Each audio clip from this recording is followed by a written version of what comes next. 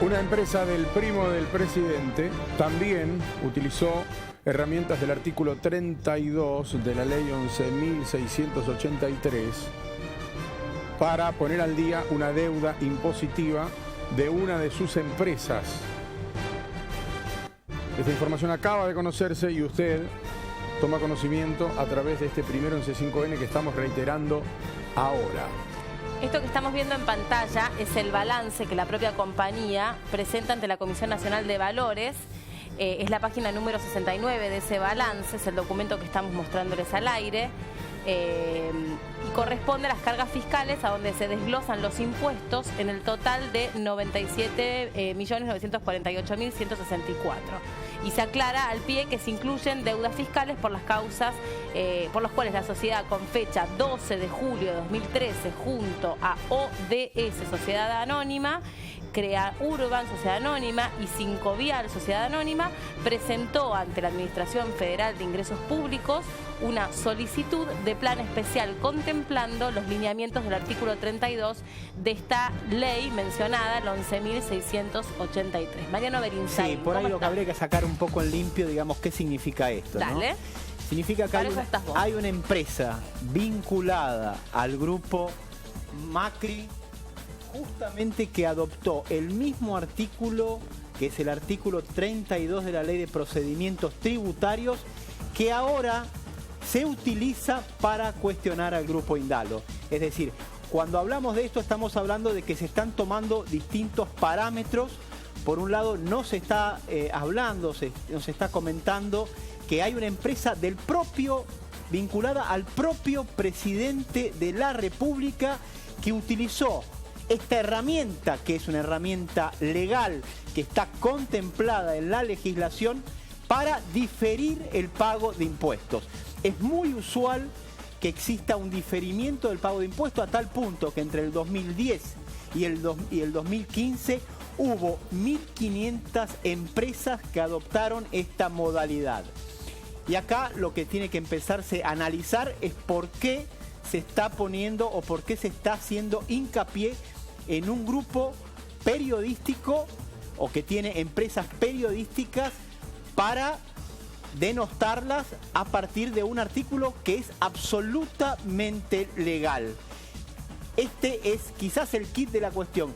No es tanto, es decir, no se puede cuestionar a la empresa de Macri por haber asumido, haber adoptado un artículo de la Ley de Procedimiento Tributario, sino que lo que está en juego aquí y lo que se pone en evidencia es que se cuestiona a un grupo económico que tiene medios de comunicación que se han diferenciado en muchas ocasiones de la política económica y social de Macri, y se los pone en el centro de la mira cuando es digamos, un artículo absolutamente legal que ya asumieron otras 1.529 empresas. Esa quizás sea la cuestión, y lo importante de destacar entonces, un grupo vinculado al presidente de la República, Mauricio Macri, adoptó el artículo 32 para diferir el pago de impuestos en la Argentina. ¿Qué dice ese artículo en términos generales y para que lo entienda todo el mundo? ¿Qué establece? ¿Que se puede hacer qué con los impuestos? El artículo 32 le da facultades a la Administración Federal de Ingresos Públicos para que establezca, digamos, medidas tendientes a solucionar el problema impositivo, es decir, las dificultades que tienen algunas empresas para pagar sus impuestos, difiriendo, es decir, postergando en cuotas el pago de tributos, que es lo que hizo de alguna forma el Grupo Indalo y también hizo una empresa vinculada al Grupo Macri. Hay que destacar una cosa, es decir, la AFIP no tiene límites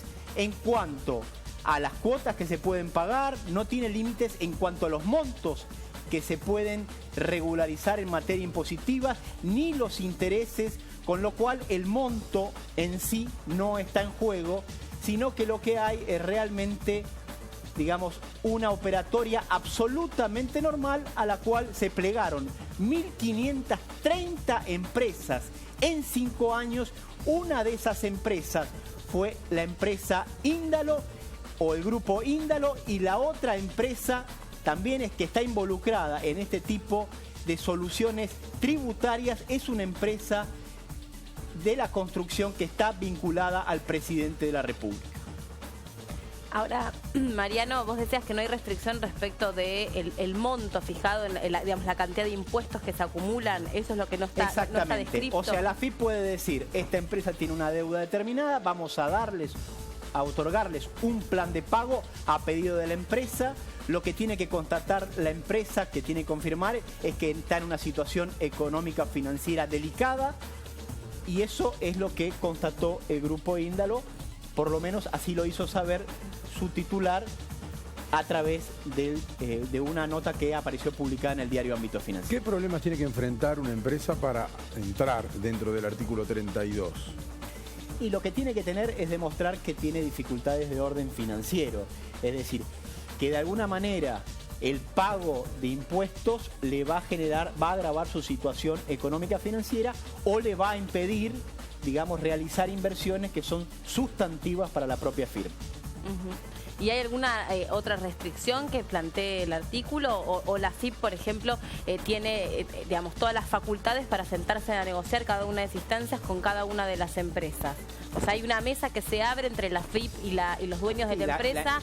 Lo estoy diciendo de una manera bien llana para que todo el mundo entienda, porque esto es algo muy técnico y por ahí hay gente que se queda enredado en una cuestión que no alcanza a entender. Por eso lo bajo a este nivel. O sea, la AFIP la empresa presenta la solicitud, ¿no? Donde dice, estoy en una situación determinada de índole económico-financiera, y lo que necesito es que esta deuda se me refinancie, porque esto es un refinanciamiento de una deuda que una empresa tiene con el fisco, ¿no? Entiendo. La AFIP evalúa la deuda, determina que le corresponde un plan de estas características y luego se lo informa a la empresa que a partir de determinada fecha tiene que iniciar un plan de pago por una cantidad X de cuotas.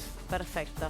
Bueno, ayer el presidente de la Nación, ayer se puso al aire una entrevista que hizo el periodista Joaquín Morales Solá de Todo Noticias al presidente de la Nación. Fue un mano a mano en el que hablaron de todo, incluso, por supuesto, de este tema que está referido al Grupo Índalo. Escuchamos algunos fragmentos. Cristóbal López iba a ser embargado por estos 8.000 pesos que reveló la Nación, 8.000 millones de pesos que reveló la Nación, que no pagó de impuestos y que lo usó para acrecentar su emporio empresario. ¿Esto significa que el Estado va a iniciar un juicio contra Cristóbal López? Vamos a hacer todas las causas y usar todas las herramientas que podamos para cobrar esa deuda. Estuve recién en Rosario, en la Bolsa de Rosario, ¿no? Un lugar de tradición importante en el comercio del interior del país. Y le dije a todos los que estaban ahí presentes que esperaba mucho de ellos, porque muchos argentinos necesitan que ellos pongan su capacidad al servicio del crecimiento del país, de generar este empleo del cual tanto hablamos, que tanto se necesita. Y le dije que como gobierno mi tarea era facilitarles su trabajo diario, que paguen sus impuestos, los impuestos y las cargas previsionales, y que cuiden el medio ambiente. Y que si cualquiera de ellos, les dije, se llega a ser el vivo, voy a poner la misma energía que estoy poniendo para ayudar a crecer este país, para que vayan todos presos, porque todo el mundo tiene que cumplir con la ley. ¿Eso incluye a Cristóbal López? Eso es absolutamente para todos. Cristóbal López tiene que explicar por qué no retuvo indebidamente 8.000 millones de pesos. Y no es una razón decir que era para invertir. Ese no era dinero de él. Él no puede decidir qué hace con el dinero de los demás. Él tiene que invertir su dinero y si no le alcanza, tiene que ir a un banco, pedir un préstamo y el banco evaluará si las inversiones que él quiere hacer son merecedoras de un crédito. Pero él no puede unilateralmente quedarse con el dinero público para invertir. Y encima más, jugar a los medios de comunicación. O sea, la verdad que la primera explicación que ha surgido es disparatada e inaceptable. Eso es lo que decía ayer el presidente en una entrevista con Joaquín Morales Solá en Todo Noticias, refiriéndose al artículo 32 al que Indalo se sumó para saldar una deuda impositiva, que no es ni más o no es ni más ni menos que un plan de pago como el que podría asumir cualquier contribuyente cuando suma deuda con el Estado. Generalmente lo que usted termina pagando se llama moratoria, ¿no? En términos comunes, para bajarlo al llano. Y hay que explicarle a la gente que estamos hablando del impuesto a las transferencias de los combustibles. Es un impuesto que grava con un 26% el precio del litro de la nafta. Ese impuesto después tiene que ir a ingresar a las arcas del Estado, y en general lo que se hace es que cuando este impuesto se va sumando, se va generando una deuda, y muchas empresas lo que hacen es justamente adherir a un plan de pagos para pagar la deuda en cuotas con una tasa de interés que también fija la Administración Federal de Ingresos Públicos. Lo importante quizás sea entender que esta es una modalidad muy común dentro del mundo empresario. No es la única empresa que utiliza de alguna forma digamos, las deudas impositivas para refinanciarlas luego. Ya les decía antes, hay 1.530 planes de pagos que se dieron entre los años 2010 y 2015. La empresa o el grupo Indalo y la empresa IEXA del grupo Macri, del presidente de la República, adhirieron a esta modalidad de planes de pago para justamente refinanciar deuda con el fisco. Una modalidad, repito, usual, tradicional en las empresas. ¿Se puede sostener en el tiempo esto? ¿Se puede, digamos, esta facilidad de pago, este plan de pagos del artículo 32, una empresa tiene que fijar desde cuándo a cuándo, los compromisos tienen que estar debidamente pautados de esta moratoria? Sí, se establece, obviamente que cuando la AFIP te da el plan de pagos, lo que te establece es una serie de pautas de la cantidad de cuotas que hay que pagar, los intereses que hay que pagar, es decir, qué características tiene el plan, cuál es la modalidad del plan.